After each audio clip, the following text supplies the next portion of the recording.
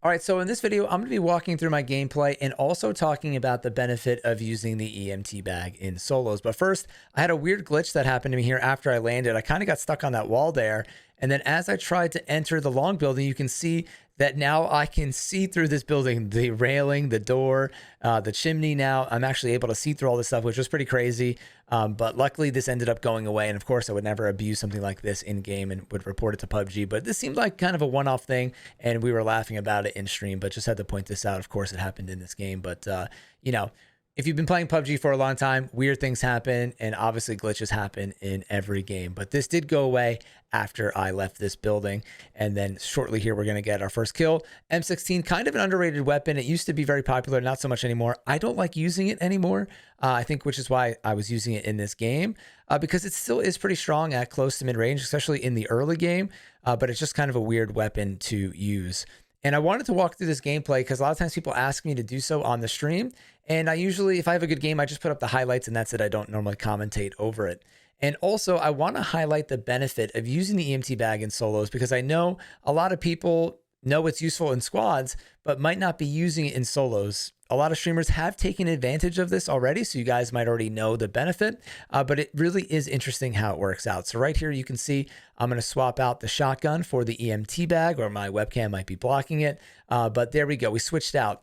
And at the end of the day, a lot of secondaries aren't really necessary. So if you're using a sniper or a shotgun, those are really situational weapons, but they're strong weapons, but situational. So the sniper, good at a long distance most of the time. Shotgun, very good at close range. But again, situational weapons, you don't always need them. At the end of the day, you really only need one weapon, most likely an AR or a submachine gun, but AR is probably more versatile. And if you have a scope on that, say like a 6x and a canted sight, or you can swap back and forth to a red dot, that's really all you need to be really successful in this game. And clearly, the EMT bag has a benefit in squads. Actually, this was an interesting situation I want to talk about. So I pulled up this compound and I think I slightly heard somebody was here, or just felt my spidey sense tingling. And I didn't know exactly where he was, threw this nade in there, but and got lucky with the kill. But at the end of the day, there's really only a few places someone's going to be at. If someone's hiding in that building, normally they're upstairs. So using your judgment like that, and sometimes on stream, I throw grenades into windows, not knowing if someone's in there, and obviously cooking it enough so the person doesn't have time to run away is really beneficial. So after that, I started to drive into the mountains because the circle went north, and this is where you're going to see me. But so getting back to the EMT bag, people know the benefit of it in duos and squads. You can heal your teammates, you can pick them up faster, you can heal them faster. But in addition to helping your teammates, it also gives benefits to each of the healing abilities on yourself and to other players. So you can actually heal yourself to 100 with the first aid instead of just 75. And if you have a med kit, you can actually give yourself full health, which it normally does, and it gives you full boost.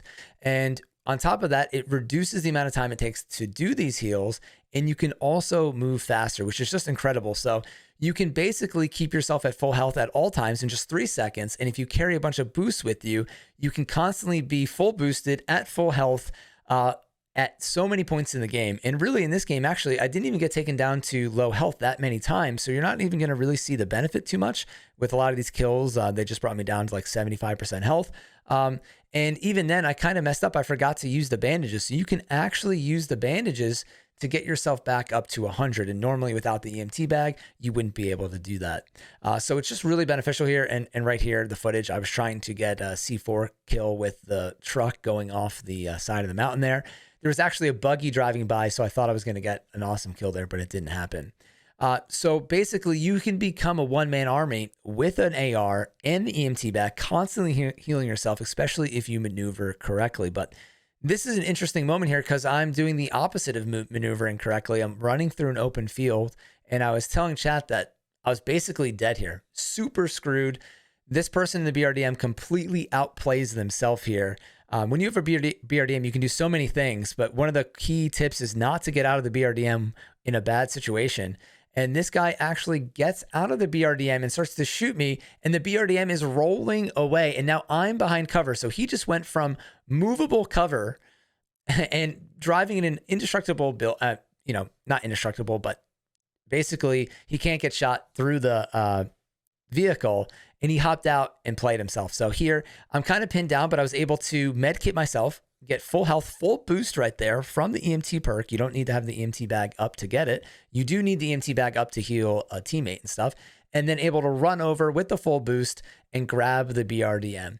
And once I grab the BRDM, it's basically a wrap, protect the chicken, as Marshawn Lynch says, because it's not always a guaranteed kill, a guaranteed win, excuse me, but the BRDM is such a big advantage in solos, and you can really abuse it if you know how to use it by hopping in and out of the Birdum. So right now I'm just posted up in the Birdum. I leave for a second to check my surroundings, because when I'm playing, I love to make sure that people in my area are no longer there, so they just pose less of a threat.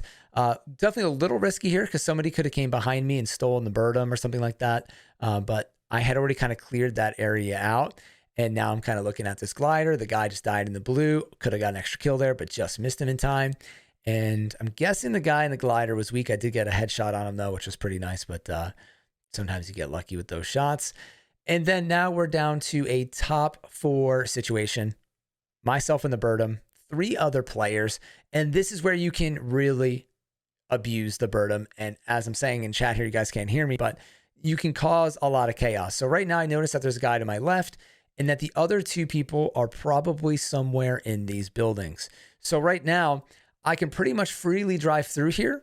If there is a good player, normally they will start shooting you, but a lot of times in solos, people don't want to be that person that's shooting you for multiple reasons. A, it's going to give away their location. B, they're going to have to use their ammo. And C, they don't want to get caught reloading if they're shooting the Birdum, or get caught getting shot while they're shooting me. So those are really the 3 reasons. They don't want to be distracted, waste their ammo, and give up their location, especially in the end game like this. So you can basically drive around, see where people are, cause a lot of chaos. People are obviously worried that, you're in the Birdum, you can hop out at any time. And this is where you start to see people move. So this guy actually runs right past the Birdum.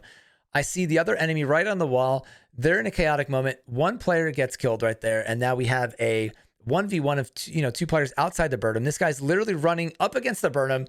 The other player shows up on the wall here. I know that he got hit just a tad and is probably stuck in reloading, and I hop out of the Birdum and catch him. And really, anytime you can see somebody go for that reload, you could hop right out of the Birdum and take them out, and is one of the reasons why I feel like the BRDM is a little overpowered in solos, even though it's not super strong if they were just to shoot it. But you can really manipulate hopping in and out of the Birdum at opportune times to save yourself. So that's the benefit of the Birdum and also the EMT bag in solos. And make sure you guys always go for position over shooting. At the end of the day, that really helps. And I hope you guys enjoyed this video. As always, thank you all for watching on Blitz 5, and peace out.